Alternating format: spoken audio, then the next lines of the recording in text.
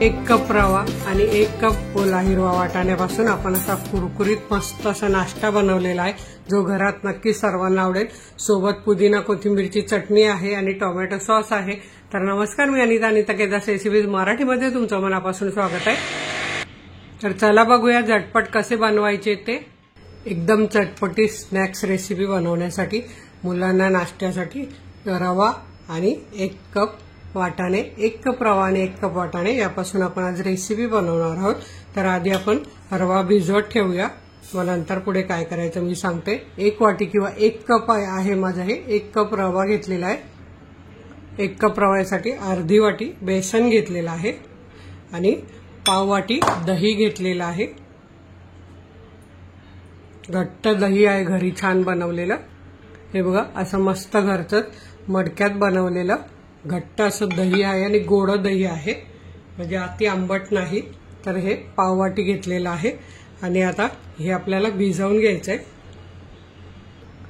आता इथे दह्याच्याच वाटी मी अर्धी वाटी पाणी घेतलं आहे। तर थोडं थोडं करत हे सगळं मिश्रण आपण भिजवून घेऊया आणि आपल्याला हे घट्ट भिजवायचं नाहीये। अर्धी वाटी पाणी घातले, हे छान असं आपण मिक्स करून घेऊया।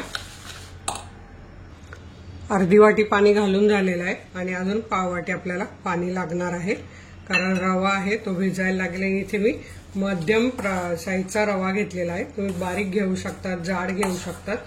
तर हा मध्यम साईजचा मी रवा घेतलेला आहे आणि आता हे बघा असंच आपल्याला भिजवून घ्यायचंय। जास्त पातळ नाही करायचं, कारण आपण पुढे काय काय घालणार आहोत, त्यामुळे मिश्रण ओलं होण्याची शक्यता असते। त्यामुळे आधी असंच आपल्याला आता हे झाकून 10 मिनिटं बाजूला ठेवून द्यायचंय। आता इथे मिक्सरचं भांडं घेतलेलं आहे, त्यात आपल्याला 7 ते 8 कढीपत्त्याची पानं आणि वाटाणा घेतलेला आहे सोलून। आणि आता आपल्याला हे ओबडधोबड वाटून घ्यायचं आहे। जर यात तुम्हाला हिरवी मिरची, आलं लसूण घालायचं असेल तर घालू शकतात, पण मी आलं लसूण पेस्ट आहे ती घालणार आहे। आणि इथे मी लाल मिरच्या घेतल्या आहेत, जर तुम्हाला हिरवी मिरची घालायची असेल तर ती सुद्धा तुम्ही यात घालू शकता। माझ्याकडे अशा ओल्या लाल मिरच्या आहेत कोल्हापुरी ठेचा बनवण्यासाठी। आणि जर तुम्हाला व्हिडिओ बघायचा असेल तर नक्की सांगा, खलबत्त्यात कोल्हापुरी ठेचा मी छान बनवून दाखवेन तुम्हाला। आणि यात अशी अर्धी वाटी कोथिंबीर घालायची आणि हे ओबडधोबड आपल्याला वाटून घ्यायचं आहे। मिक्सर बंद चालू करत वाटून घ्यायचं आहे। आता हे बघा, इथे तुम्ही बघू शकता मिश्रण कसं ओबडधोबड असं छान मी बारीक करून घेतलेलं आहे।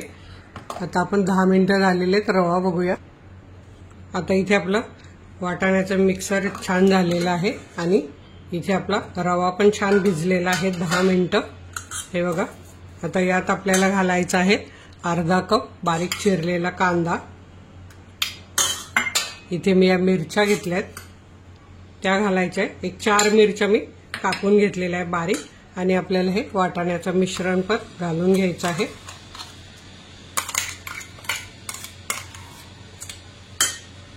आता इथे मी काही सुके मसाले घेतलेले आहेत, ते मी तुम्हाला दाखवते।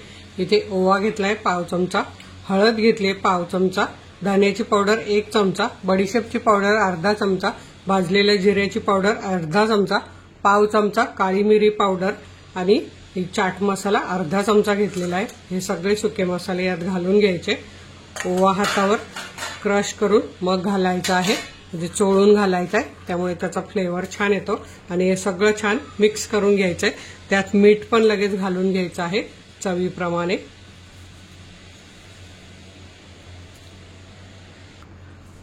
1 चमचा आलं लसूण पेस्ट ही मी घरीच बनवून ठेवते बघा, 1 ते 1.5 महिना झालाय, कशी पांढरीच राहते। बाहेरची जरी तुम्ही आणली तरी रेडीमेड ती लाल पडते, तर तुम्ही अशी नक्की घरी माझा व्हिडिओ बघून बनवून ठेवा। आता हे सगळं आपल्याला छान मिक्स करून घ्यायचं आहे। यात थोडी कापलेली कोथिंबीर पण घालते आहे आणि आता हे आपल्याला सगळं एकजीव करून घ्यायचं आहे।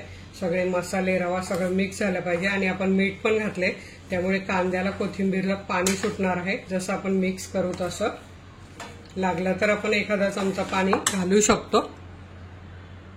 इथे आपलं मिश्रण बघा तयार झालेलं आहे। इथे कढईत तेल तापलेलं आहे। आता आपण हे छोटे छोटे गोळे असे सोडून घेऊया। हे बघा,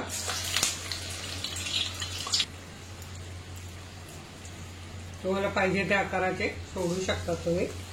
असे छान मस्त पीठ अगदी पातळ नाही करायचं, त्यामुळे कुरकुरीत होतात आणि तेलकट होत नाही।